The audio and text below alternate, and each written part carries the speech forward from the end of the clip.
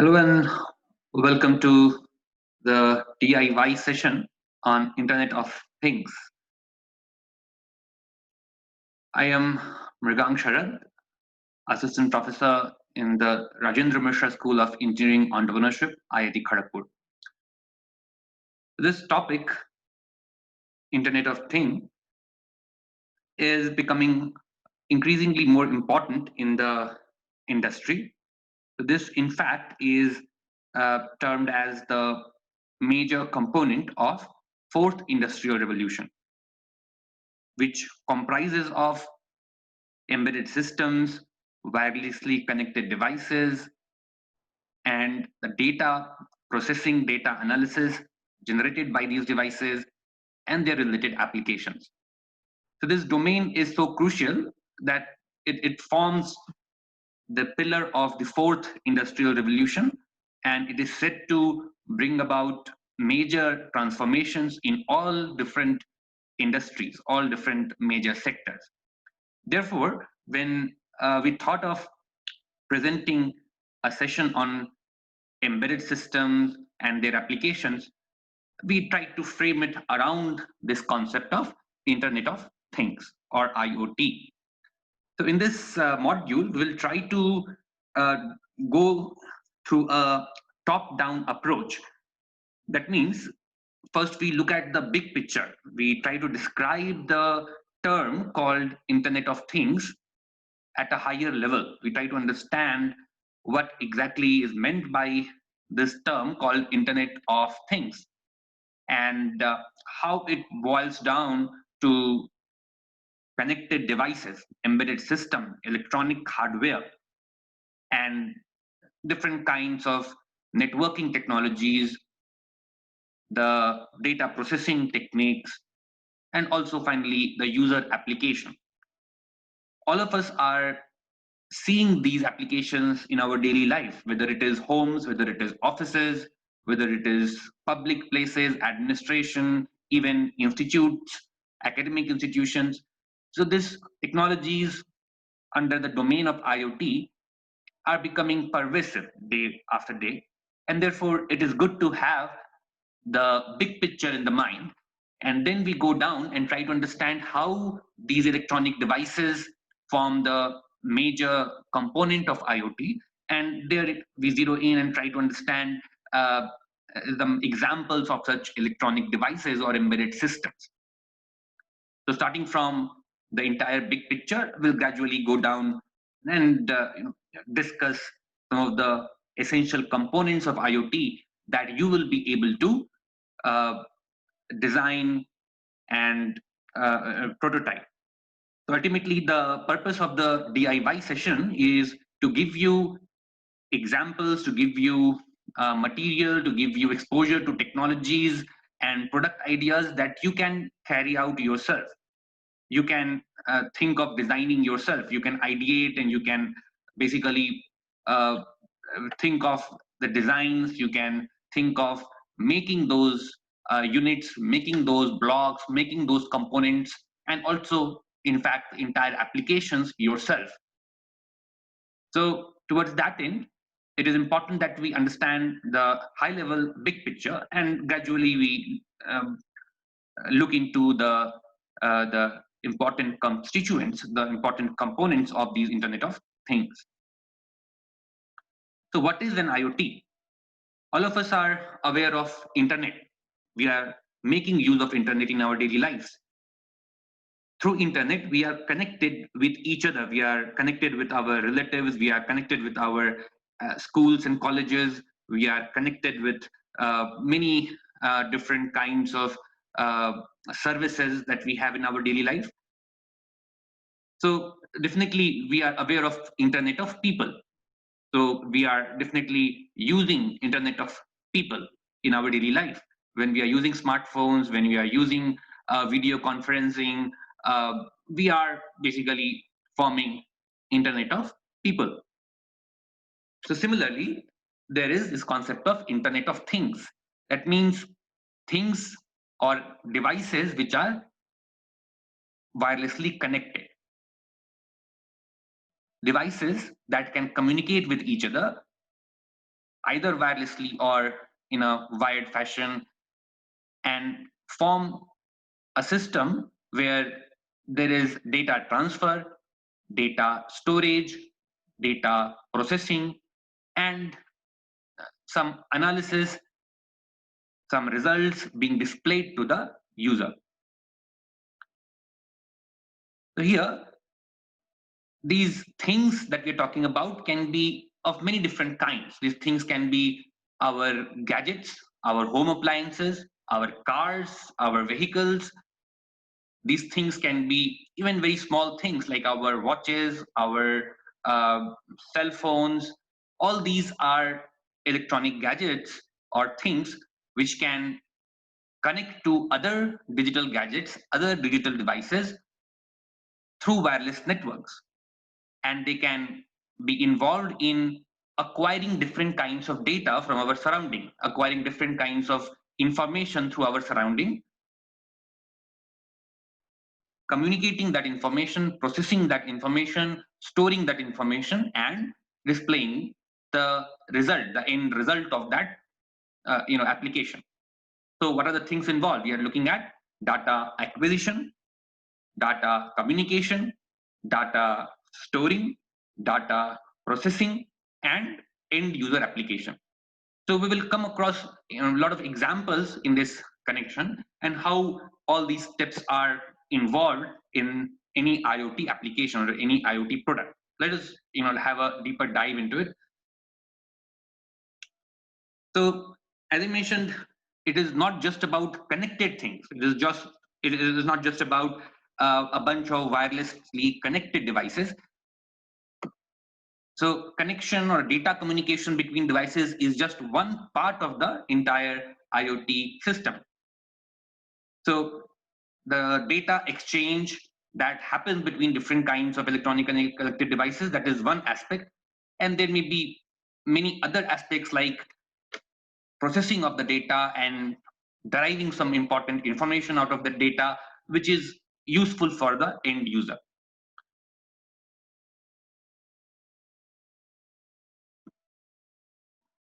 So the industry has basically moved into Internet of Things, starting from Internet of People, starting from the technologies which connected people through internet. Now we are in the era of technology which connects things, which connects gadgets, which connects electronic devices, and forms an entire ecosystem of this innumerable number of electronic devices.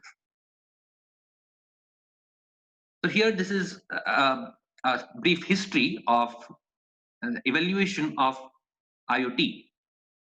So starting from the dot-com boom that we are aware of, which enabled emails, which enabled information transfer and access, which enabled entertainment online, going all the way to use of the technology in commercial applications, businesses in the form of e-commerce. Then came the era of social media, where people got connected with the help of the same internet, and we have numerous platforms through which people could communicate, link. And then finally we entered into the era of connected things. So beyond connecting people, the technology has now enabled connection among these electronic things or electronic gadgets, which form n number of different applications, very interesting and exciting applications that we will be looking at. Of course, before we go forward, there is a note here.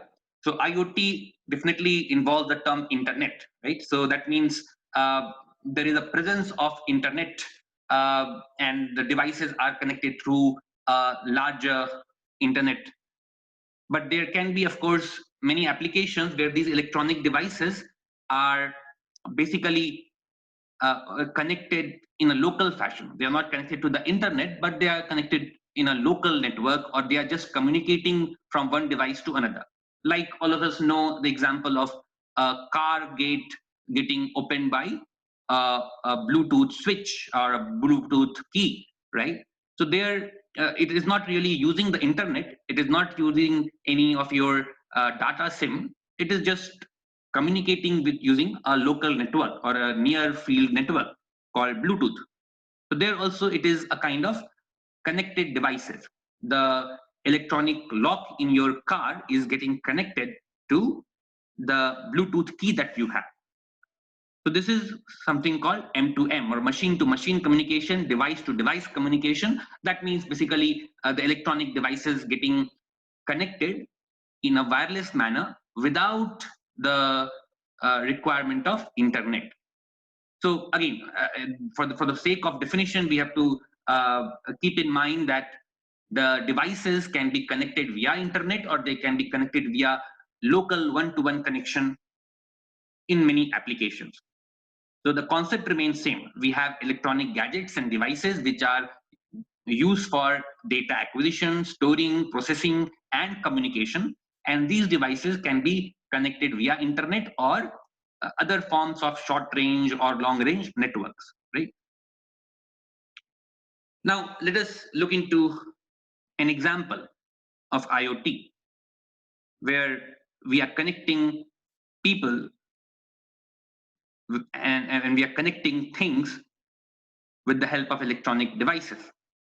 So here we have shown an example of an IoT device, which is basically used for fitness applications.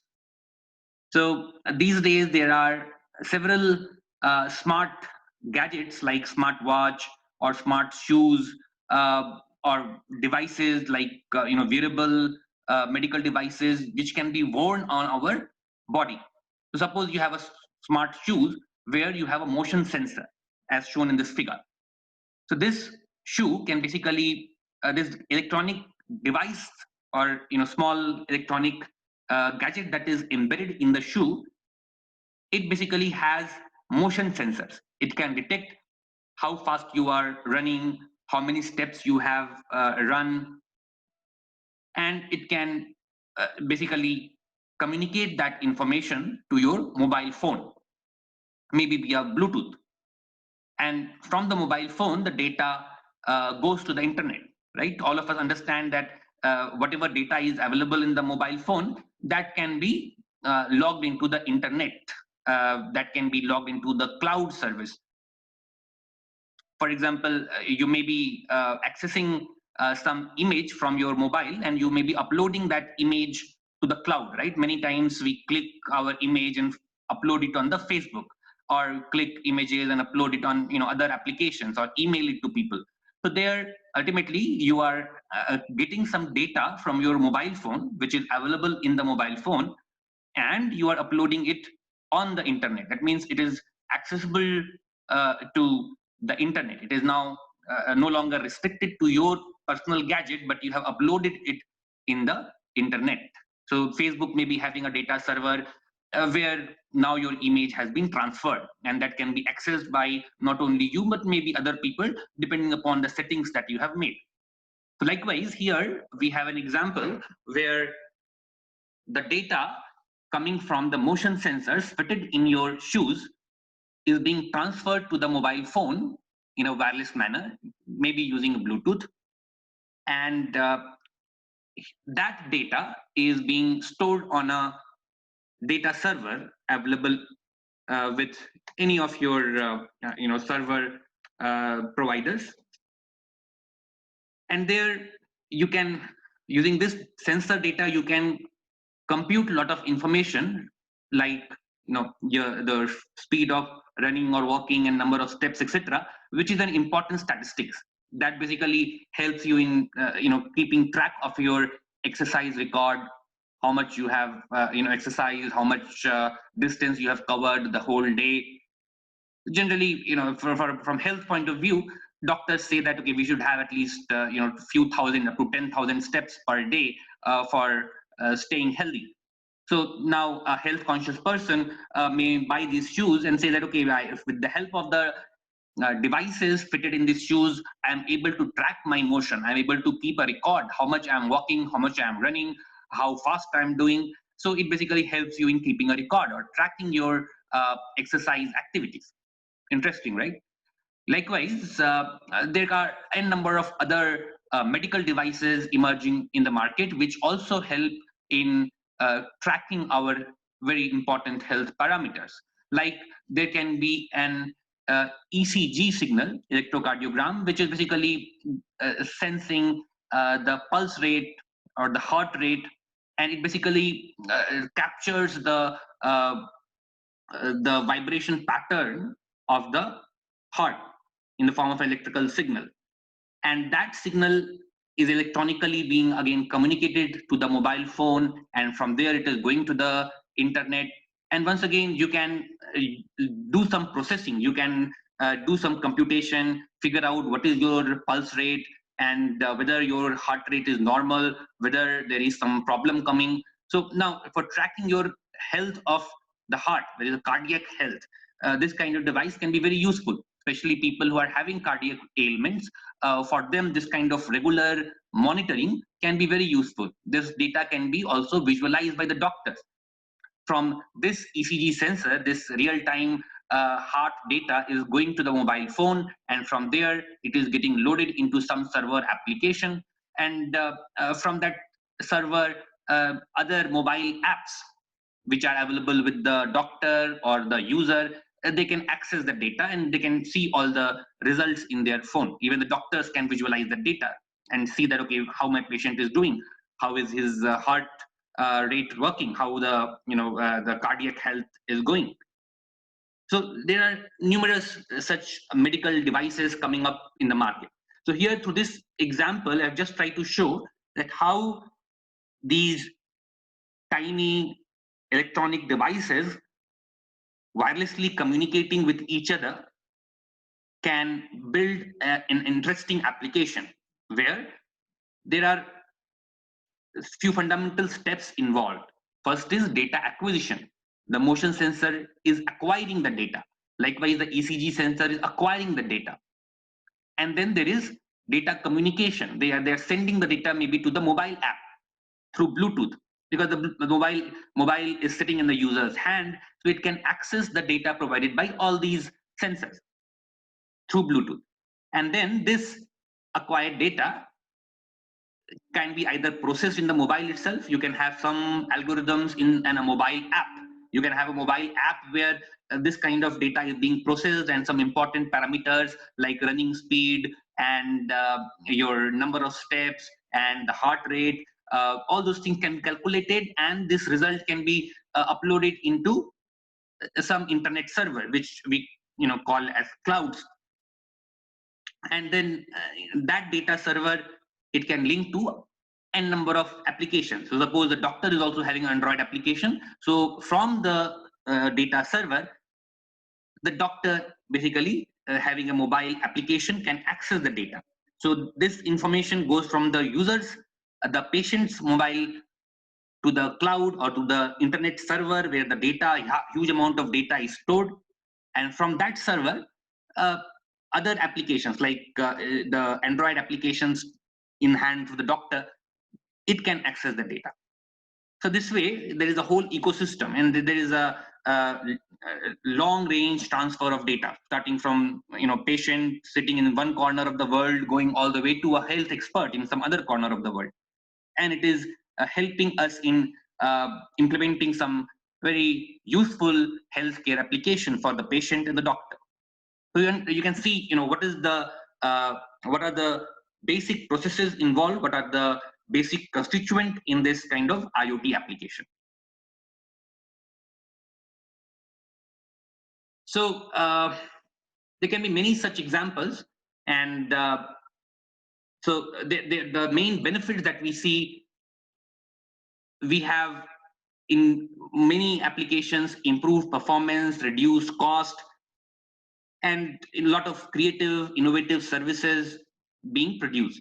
For example, in the healthcare application that we just discussed very briefly, what are the things we are seeing?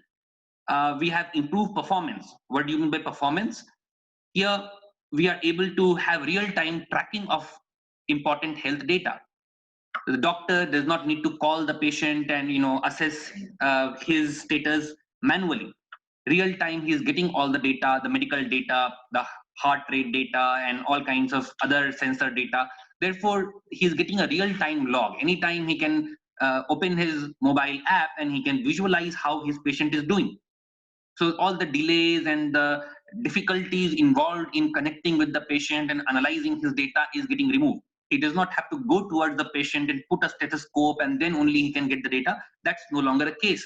A tiny device, a tiny electronic device sitting on his button can record that data, and in real time means, continuously real time, it can send that data via the mobile phone to the data server, and from the data server to the mobile application being handled by the doctor, and the doctor can visualize all in real time. So this is improving the performance of the entire health monitoring system. Reduced cost, because here seamlessly the data is flowing from one end to another end, and the doctor does not need to visit the patient does not need to go to the clinic and use gadgets over there to get his checkup done. So this continuous monitoring is going on at a very low cost, right? So his travel cost is reduced, his cost involved in using some gadgets and visiting the doctor, all those costs are getting reduced. So, and likewise, we are creating innovative services, like he's able to track his fitness activities, how much he's running, how much he's exercising. So we can see that there are a lot of interesting solutions, creative solutions, which can be generated with the help of all these components: electronic devices, mobile applications, the communication between them, interesting software applications also involved in there. Nice, very exciting different kinds of sensors which can sense different kinds of data and process that data, algorithms for processing that data. So there are different layers involved. The electronic device is one very important part of it, because that is involved in acquiring the data, storing, processing, communicating the data. All that is happening with the help of the electronic hardware. But beyond that, of course, the data processing is involved, algorithms are involved, software applications are involved, Android applications are involved. So there are a lot of other things also which become part of that entire solution. So of course, as a part of this DIY lab, you may not be looking into everything, but it is important to have a good idea or the big picture of the application domain, and try to see exactly how the entire ecosystem of IoT works. So that even if today you are working on a simple electronic hardware solution, or you're trying to build something using some electronic devices that we showed to you, you can also visualize how this particular device and how the application that you are building with this device can be a part of a much interesting and a much bigger application, right? So with this, we come to the end of our first module, and in the next module, I will be giving a lot of other examples of IoT system through which you will get even a better idea about different application domains and what all you can do with these devices and all kinds of other components of this IoT system. And towards the end, I will be looking at the essential components, what are the different constituents in the IoT system, a little bit more detail. So let us connect again for the next session.